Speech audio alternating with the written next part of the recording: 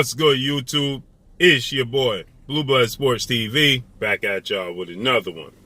So, two-time welterweight world champion, superstar boxer, Showtime Shawn Porter, and his father, trainer and manager, Kenny Porter. Well, they did two separate interviews. Shout out to Boxer Social.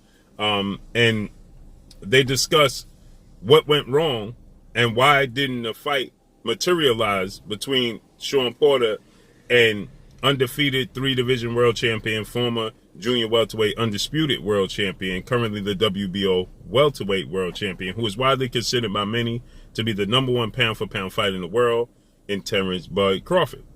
With that said, they discussed what took place. So, Kenny Porter, he stated they simply just did not want the fight. He says, I can't put it any other which way. We sat down with Bob Arum, legendary promoter, top-ranked CEO and promoter, Bob Arum, and we sat down and we asked him to give us a ballpark figure number. He said that Bob told him, I'm not going to give you a number right now. He says, but he, was persistent in asking Bob Arum, just give us a roundabout figure of where we at, that we can negotiate. And then Bob Arum, was steadfast on not giving them a ballpark number. So Kenny Porter says there was simply no other way around it but the fact that they just did not want the fight. So Kenny Porter is stating that, they simply, didn't want the fight to materialize. Then Shawn Porter, he does an interview, and Shawn Porter, he states that, he believes he took the wrong approach in making the fight happen with Terence Crawford. And then he stated that he believes Terence Crawford has, big plans, and he doesn't want to, interrupt those plans or risk those plans, losing those plans. And he likened it to Caleb Plant's situation with four-division world champion Mexican superstar boxer who's the unified super middleweight world champion, Saul Canelo Alvarez. And Caleb Plant has the one missing piece to the puzzle for Canelo Alvarez to create history and become undisputed as super middleweight, as he has the IBF belt. Now, Canelo Alvarez, he just beat Billy Joe Saunders for the WBO, so he holds the WBO, WBA, and WBC and Ring Magazine. Caleb Plant has the last piece to the puzzle, which is the IBF. So Shawn Porter says that that's a huge opportunity for Caleb Plant, who's coming off of somewhat of a long layoff and injury. But is he going to allow the opportunity to slip by him and not take it, even though he's coming off a layoff, even though he hadn't had a high-profile fight, even though he's coming off an injury? He said no. And so he says he believes that's the case with Terence Crawford. And then Shawn Porter goes on to say he doesn't believe that Terence Crawford is avoiding a fight with himself, and he doesn't believe that Terence Crawford is avoiding a fight with undefeated, unified WBC, IBF, welterweight world champion, superstar boxer who is widely considered by many to be top 3 pound-for-pound fighter in the world, in Errol the True Spence Jr. So he says that he doesn't believe he's avoiding Errol Spence Jr. or himself. He just believes that he has bigger plans, and he doesn't want to lose the opportunity to be able to secure those big plans. So he states that, he understands. He says that the stance that Shawn Porter's taking, he says, is that him understanding Terence Crawford's position. Well, I have to say this: what big plans? Because for one, if it's not legendary 8-division world champion Filipino iconic superstar boxer Manny Pac-Man Pacquiao, then there isn't any bigger plans than fighting Shawn Porter or Errol Spence Jr. I believe that Shawn Porter is being, humble. Shawn Porter is saying that, he took the wrong approach with the situation with him and Terence Crawford, and I completely disagree. This is boxing. This is combat sports. This is competition. We see Muhammad Ali take that approach all the time. That didn't warrant him not getting fights. We saw Floyd Mayweather at times take that position. That didn't warrant him getting the big fights. Well, sometimes it did, but not all the time. Okay, we see plenty of guys. We saw Antonio Tarver show up to Roy Jones' press conferences time after time until he got the fight publicly. We saw, plenty of fighters. Sugar Ray Leonard did it. Okay, Muhammad Ali showed up to Sonny Liston's house, his front door. Okay? We saw Aaron Pryor do this on a number of occasions. We saw Erislandy Lara interrupt Canelo Alvarez's press conference and call Canelo Alvarez out, and then he got the fight. So Shawn Porter didn't take the wrong approach. It's the person he's dealing with in Terence Crawford. It's not the wrong approach. This is boxing. This is combat sports. You're supposed to take that approach. You're supposed to want to call them out publicly to make the fight if privately they're not looking to make the fight. Shawn Porter stated that he already privately called Terence Crawford right after or before the Familia fight in August of 2020. And Terence Crawford told him in August of 2020 that if his big plans didn't come to fruition, then he would revisit the idea of fighting Shawn Porter. Well, we're going into the summer of 2021, and he fought Kell Brook. And then he not planning to fight again, according to Bob Arum, till September. So he's sitting on the shelf. And he only had one meaningful fight in 2020. So to say that you took the wrong approach when he already bypassed you, when he stated that if his big plans with Manny Pacquiao, who he's been pursuing for the better part of 6 years, fell through, that he would revisit the opportunity or the possibility of facing Shawn Porter yourself, and he hasn't done it, well then you have to go to plan B, which is call him out publicly, which you did. That's on him if he don't answer the bell. And if he don't secure Manny Pacquiao fight, well, there's no fight bigger for Terence Crawford than Shawn Porter and Errol Spence. What fight is bigger for Terence Crawford or the sport of boxing, whom is considered the #1 best pound for pound fighter in the world, than Shawn Porter and Errol Spence in his own division?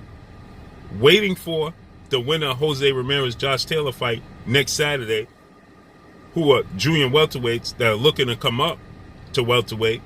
So you have a storyline. The last two undisputed junior welterweights, yeah, but that's not a bigger fight than Shawn Porter and Terence Crawford. It's a big fight for Terence Crawford, but it's not a bigger fight for Terence Crawford than Shawn Porter or Errol Spence. Okay? Yeah, he can fight Virgil Ortiz Jr., who's undefeated, but Virgil Ortiz Jr. is a young pup in the game. He's had one big fight, his last fight, against former WBO junior welterweight world champion and Maurice Mighty Mo Hooker. But he's young. He's 23 years old. He doesn't even have 20 fights in his career. And not too many people believe he has an opportunity to actually beat Terence Crawford. Now, he moved ahead of Shawn Porter in the WBO ranking system. Yes, he's knocked out every opponent he's faced. But again, he hasn't fought. He's only fought one world-class fighter, okay, in his career. And he's very young. So, yeah, that's a big fight. But is it a bigger fight than himself versus Terence Crawford? No. Virgil Ortiz Jr., 17 wins by way of knockout, no losses. He's 23. Yeah, he's a big guy, 5'10" with a 70-inch arm reach. But again, Samuel Vargas, Mighty Mo, Maurice Hooker, those Mauricio Herrera, those are the biggest names in his career. That's not going to cut it at 23 years old. That's not a bigger name for Terence Crawford, who's 33 years old, going on 34 in September. That's not a bigger fight for him than facing Shawn Porter, who's a Hall of Famer. That would be the biggest fight in his career. Virgil Ortiz is not a Hall of Famer. We don't even know what Virgil Ortiz was going to materialize into. Now, yes, he looks like a blue chip prospect. He looks like he's going to be the goods, but we don't know. So Terence Crawford versus a kid that he's 10 years older than and only had one big fight in his career, that's not going to do it. Terence Crawford versus Josh Taylor, Jose Ramirez fight, yeah, that's a big fight.